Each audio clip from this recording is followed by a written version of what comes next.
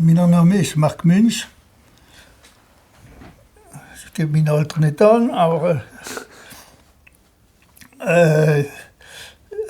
ich bin am Ende von meiner Karriere so gut wie pensioniert als Funktionär und aber immer noch tätig als Musikkritiker in der Nouvelle d'Alsace. Je fais partie de la tradition parce que mon patron, c'était le directeur du conservatoire, Fritz Munch, donc à qui je dois beaucoup. Il était mon prof à la fac et qui était le directeur du conservatoire et le patron de la classe de direction où j'ai travaillé.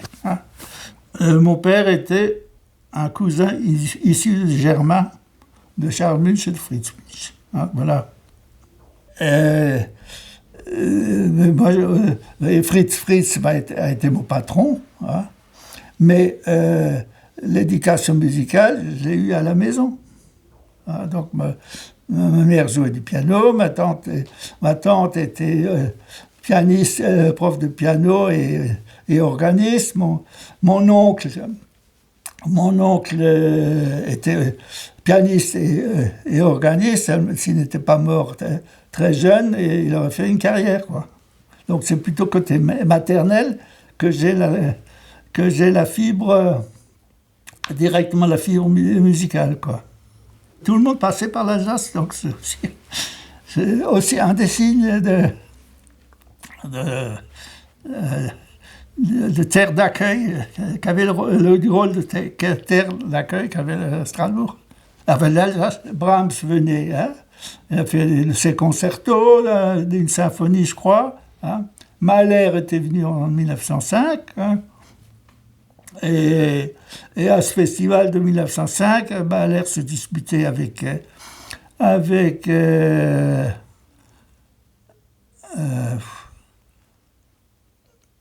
Mahler se disputait avec Brahms. Non, avec Strauss. Richard Strauss. Et alors, Mahler avait, pour sa 50e symphonie, il avait accaparé le maximum de temps de répétition. Et donc il restait, pour le même concert, de faire le même concert, il restait à Brahms les miettes. Mais Brahms était un malin d'une habileté formidable. Avec peu de répétitions, il arrivait à sortir le maximum d'un orchestre. Donc ça s'est arrangé. Il a pu jouer Salomé devant Mahler, je crois que c'est Wolf, quoi. Et alors, il y a le cas de Schweitzer, qui accompagne les concerts de Saint-Guillaume. Et Schweitzer est allé étudier, expliquer à Widor, à Paris, à Saint-Sulpice, pourquoi il fallait jouer du Bach. Donc il a écrit un bouquin de 900 pages qui fait autorité encore. Schweitzer a accompagné les concerts de Saint-Guillaume.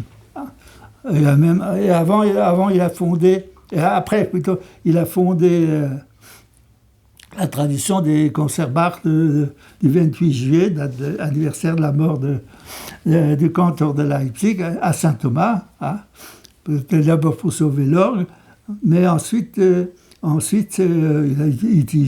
a utilisé ça pour financer son hôpital. Et moi, il m'a envoyé une lettre.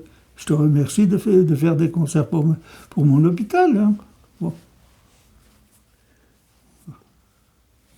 Mais oui, j'ai fait avec lui son dernier concert Strasbourg. Moi, à l'époque, j'avais le chœur de Saint-Thomas et on accompagnait, on chantait les chorales avec instruments, et le chœur dont il jouait les préludes. Donc, je suis allé chez lui l'invité à la répétition, il est venu, il a joué son programme. Hein, nous, on a chanté, puis après, il est descendu parler au chœur, a dit bon, le choral de Bach, il est mystique, donc d'après lui, il fallait chanter le plus lentement, le plus doucement possible. Alors après le concert, j'ai demandé le lendemain, j'ai dit est-ce que j'ai fait comme vous vouliez? Alors il a eu une remarque un peu dubitative, enfin.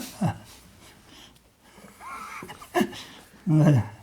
Non, mais il avait le sens de la formule Schweitzer. Hein. Et pour dire des choses essentielles en une phrase. Hein. Dire aux choristes qu'il faut cultiver la voyelle, il faut s'occuper de la voyelle. Hein. Tout est dit. Hein. Le public est devenu plus difficile que son style. Ah bon, alors, l'actuel patron veut promouvoir le style baroque, hein, historique. Bon, avant on ne le faisait pas. Hein. On estimait que tout le monde en bossant pouvait chanter du Bach. Hein. Donc ça devait rester. Et c'était aussi une des préoccupations de Schweitzer. Il dit bon, il faut que le petit organiste de campagne puisse jouer du Bach, hein, donc il faut qu'il travaille. Mais il doit pouvoir jouer, même dans le petit village, il doit jouer du Bach. De même que pour les chœurs, Saint-Guillaume, bon, il n'y avait pas d'examen d'entrée. Hein. Aujourd'hui, c'est nécessaire. Hein.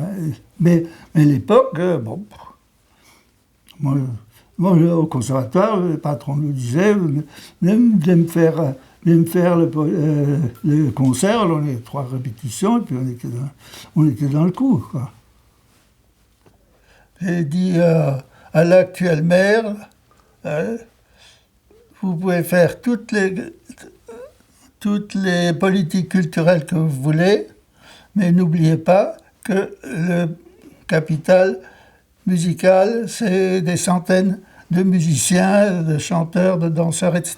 Et ce qu'est école de musique, conservatoire, c'est-à-dire des intéressés directs et des emplois induits.